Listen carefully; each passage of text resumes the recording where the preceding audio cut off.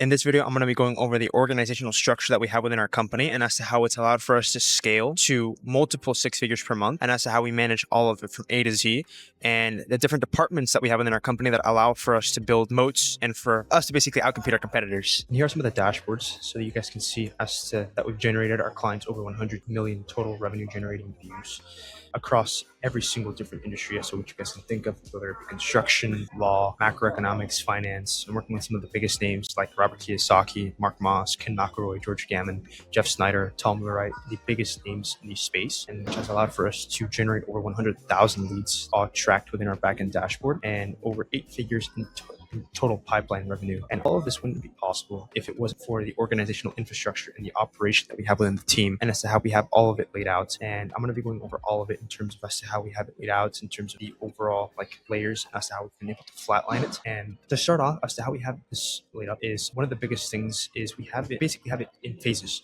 and basically phases of a car line. And as to how we've architected this org chart, and as to how we've architected this organizational infrastructure is from the top down, not from the top down. And as to something that's which we've done within this org chart and within this organizational infrastructure is we've tried to flatline it as much as possible, because what happens with a lot of agencies is they tend to sparse themselves and separate themselves, and they tend to create pods within themselves, which causes silos, and these silos cause they basically cause fractures within the communication lines, and it tends to add bureaucracy, and it tends to stagnate growth, and it basically kind of just separates people and separates things. And this is something as to which, whenever we were, and as to how we've been thinking about our company and our operation, is something else which we really want to avoid. So we have cells, we have production lines to kind of flatline everything and to allow for us to not necessarily sparse things and to not silo things. So I'll start from the bottom and I'll kind of work myself up. And basically when I say start from the bottom, I basically mean as to how things like distribution, that being like us actually posting. Like we don't necessarily have it like, oh, like this is the person that's who's at the bottom and this is who they report to. No, we have it as if we were basically in architecture and in coexistence with the actual operation within the company, and that's how things operate. So like this is like the distribution manager doesn't report to the editors, by the way. So it's not like, this doesn't mean like these aren't managerial lines. So I want to clear that up. But at the bottom and at the heart of all of it is the distribution manager. And the distribution manager, what he does is he is in charge of all of distribution for all clients, that being making sure that all of the content that's to which we're making for the clients is actually getting posted, and he is the sole point to choke. So one of the things that's which I really want to incentivize and kind of push on is every single person on this company and in this org is in charge of one main thing and knows their main objective and the main thing as to which they want to be focused on. And the reason as to why we have this is to push for singularity and to push for alignment, and that everyone knows as to what the main objective is and as to what we're working towards, and as to how that one thing as to which they're focused on is attributing to us achieving that one main thing. So our main thing is building one-of-one brands that are the best in the world. That is the main thing as to which we're doing, and every single thing that everyone does within the company is attributed to us building the best brands in the world. So the distribution manager is in charge of making sure that everything is getting distributed, and then being like the last line of defense in terms of quality checks. So if there's some bullshit content that for some reason gets made or for some reason gets clipped, he is the one that's in charge of distribution. And then we have our long form editors. We have 6 long form editors in house right now. And one of the things as to which we've done is in the past, we had a third party editing agency as to which we worked with, and we outsourced everything to them. But we brought all of that in house. And the reason as to why we brought all of it in house is our unit economics look a lot better in terms of having everything in control under our company and having it all under our name. And we have complete control over the actual quality of the edits.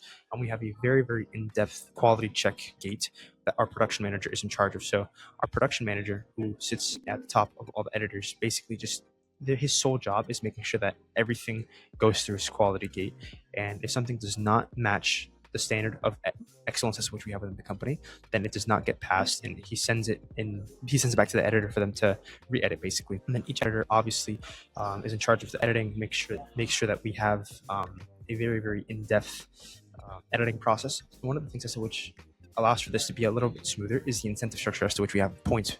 And every single editor as of right now is incentivized on obviously making videos and their paid salaries. But on top of that is the other incentive that we have is for the amount of quality, as to how like the amount of quality checks that they have to go through. The more quality checks that they have to the more revisions as to which an editor has to go through, the less points they get. And the more points an editor has and the more points someone has within the company, the bigger the bonus pool is for them. So that's one of the other things as to which we actively have within the company as well. The production manager is in charge of all quality checks, and the editors are in charge of all the editing and then our distribution manager is in charge of all of the distribution. Then we have social media managers in-house as well. So everything that you see here is in-house. None of this is outsourced. They're all on salaries. They're all internal with us. So the social media managers, sometimes we will need other stuff for our production line, because our production line is pretty in-depth. So we'll do not necessarily just content. Sometimes we'll do ads for clients. We'll do carousels. We'll do Instagram stories. We'll do written posts. The social media managers are a other extension of the production line that allow for us to be able to produce other stuff like carousels and basically everything else. And one of the things as to which I don't want to touch on just yet is one of the biggest competitive advantages that we have is the technology that we have backed within our company, and all of the stuff as to which we've built because of developers. And developers is something as to which I don't see enough people actually like using and leveraging within the company, especially now with AI. Developers are becoming some of the most leveraged people, and some of the, especially software developers and AI developers, they're becoming some of the most leveraged people within the industry. And this is something as to which we picked up early on. And now we have two really some of the best editors, some of the best software developers as to which like we could ever find. Oracle like senior executives, not Oracle senior executives, but they, one of them worked at Oracle, and the other, they both have extremely strong AI backgrounds. So they are able to give us a huge competitive advantage within our production line that enhances all of this. So everything as to which we have right now, our creatives, everything's enhanced. But I'll go into this in a little bit. I'll go back to what we were working on. So all of this serves the production line. These are like basically the thing as to which allow for our production to keep on continuously flowing, and that allows for our operation to run smoothly. And they are the ones that are in charge of each station. So that's how we have the stations. I made a video on that a little while ago, so I won't touch on that as of now. But social media managers that allow for us to build and have other stuff that aren't necessarily just the videos and the content that go hand in hand with the production line. And then we have our sales team. So we right now, we have a really lean sales team. We only have one sales rep and one SDR. Yeah, so right now it's pretty lean. Especially because all our acquisition channels primarily rely on referrals and intros. So we don't necessarily have a super duper lean or a super duper bulky sales team, because it's just not necessary. As of right now, as we scale and as we add more and more acquisition channels and our distribution channels expand, we will probably be expanding the sales team. But as of right now, it's just, and then we have the creative brains and the cells. So as to how this looks is we've got 3 main creative heads, and what these guys are in charge of, since we are primarily an organic content agency, what the creatives are in charge of is making sure that all of the content that we're making is one of one, and they are the ones that come up with the content strategies, the ones that come up with basically just all the content. And I guess I'll specify here is it's 2 long-form creatives, 1 short-form creative, and 1 junior creative as well. So it's two YouTube long-form creative heads. Then we've got 1 short-form creative who specializes in short-form content primarily, that being Instagram, basically all shorts. And yeah, that's how we have the creative heads who are in charge of getting views. And that's one thing as to which they're measured by views, and seeing as to how those views actually convert, and them actually being high quality views.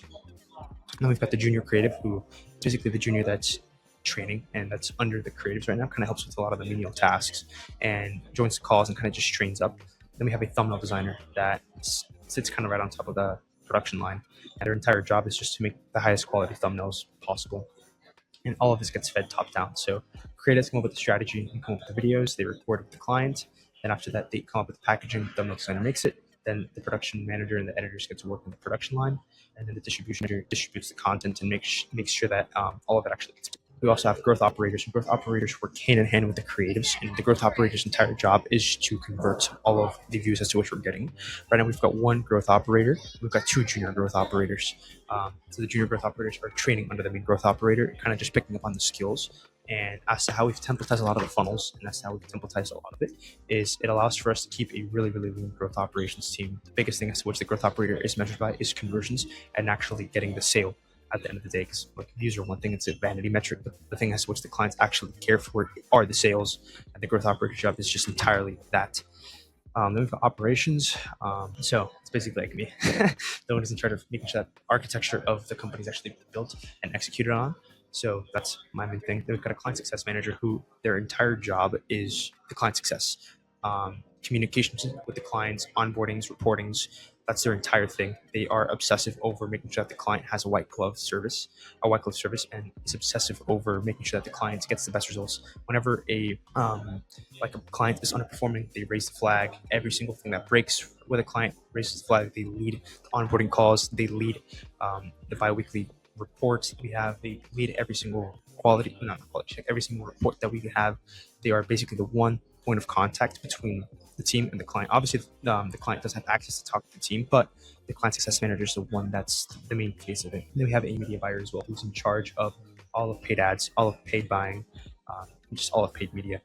And now I'll go into the development side and as to how much leverage they've actually allowed for us to have within the company. They've added, or as to how we've architected the company is, I think I'll brief over into something else right now. So I'll review everything, but as to how we have this is we have a pretty in-depth operation. So as to how all of this is it rests on phases. And what the development team has done, and as to how we've architected it, is AI infrastructure within our company is one of the biggest competitive advantages that has allowed for us to have such a lean team with as to how in-depth our services are. And one of the main reasons as to why this is because AI is allowing for everyone on the team to be more effective and be a lot more effective, and it's enhancing them. So that being our creative brains, instead of being able to handle only 5 clients, are able to handle 15 clients now, due to the fact that we have so much AI automation that handles a lot of the menial work for them and allows for them to focus on the highest leverage tasks, that being the strategy and the actual execution of the strategy. And AI does a lot of the menial work, helps with scripting, helps with ideation, collects all the data, gives it to them in a silver platter. Same thing with the editing. AI editing flows that allow for the editor to be able to handle more and more clients by having them automate a lot of the clipping, a lot of the cleaning, a lot of the AI animations, allowing for the editors to be able to handle more and more clients. And that way they basically have a steal because we pay them a pretty good amount in terms of just overall. How do you say? Let's cut this part out. We pay them a pretty good amount in terms of market rates. And the reason as to why we're able to do that and keep our unit economics extremely healthy is due to the fact that we have AI that is enhancing them and allowing for them to service more and more clients. And that way it compresses our unit economics and allows for us to scale at a much healthier rate without having to compress our margins. What happens with a lot of marketing agencies is as they scale, because they rely so much on people, what happens is your unit economics scale as much versus unconscious if it's a software company. But as to how we've architected our infrastructure, our unit economics are able to scale alongside as to how we scale as well, and not necessarily relying solely on people. We do still rely on talent. At the end of the day, it is a service-based industry, and it is a service-based company, but we're not as reliant, and we don't need as much people as other marketing agencies would, due to the fact that you have so much AI infrastructure within the company. So that's one of the reasons as to why I like pushing, and as to why I'm so thankful for the AI development team as to which we have. It basically just enhances everything within the production line. Yeah, this is basically like a review on our current organizational structure. We like keeping things lean. We like keeping things efficient. The reason as to why everything, and that's why we've been able to scale and keep things so lean, is due to the fact that we have basically questioned the entire industry as a whole and just scaled it vertically. And if you still think like, oh, like my way of doing it is wrong, and I mean, at the end of the day, feel free to think as to whatever it is that you want to think, but the results speak for themselves. And as to how we're scaling, this is something as to which has allowed for us to keep things lean and